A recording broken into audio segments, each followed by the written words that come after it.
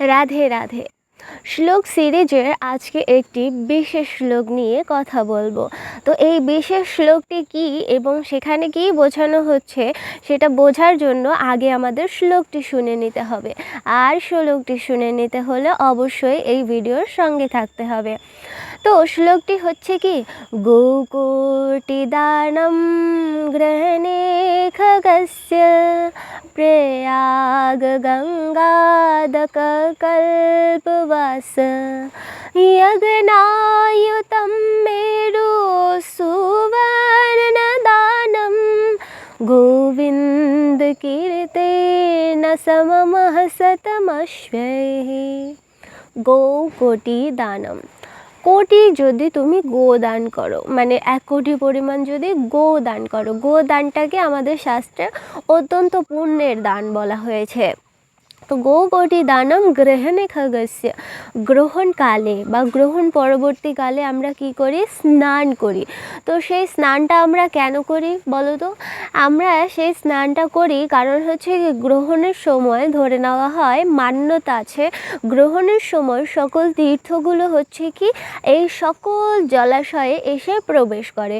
এই কারণে গ্রহণকালীন সময় যদি স্নান করা হয় তাহলে সেই স্নানটাকে তীর্থ স্নান বলে ধরে নেওয়া হয়।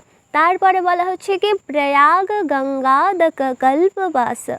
প্রয়াগ এবং গঙ্গা, প্রয়াগরাজে হয়েছিল না কিছুদিন আগে কুম্ভ মেলা, তেমনি প্রয়াগ অ্যান্ড গঙ্গা মা, যে গঙ্গা নদী রয়েছে, এই দুটি জায়গায় তুমি যদি কল্প সময় কাল অবধিও বসবাস করো।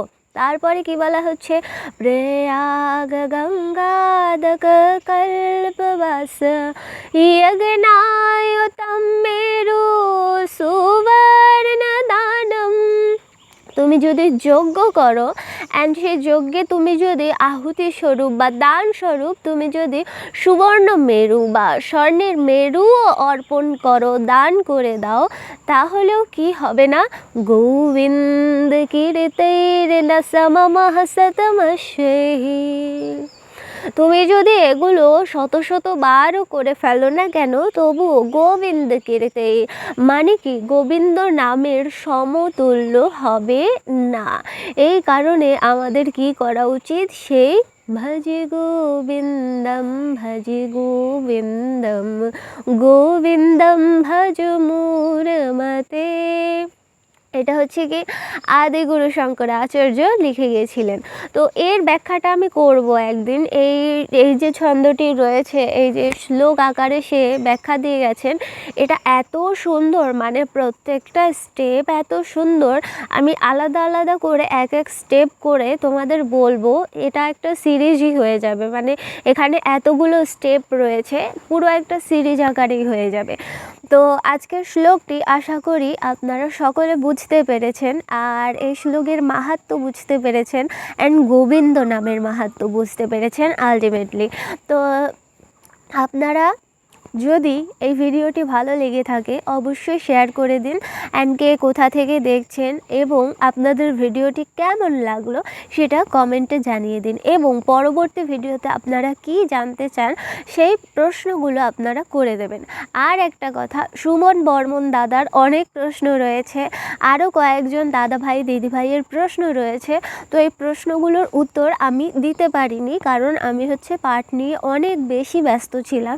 এই কারণে প্রশ্নগুলো নিয়ে আমার বসা হয়নি, একটা প্রপার ভিডিও তৈরি করা হয়নি।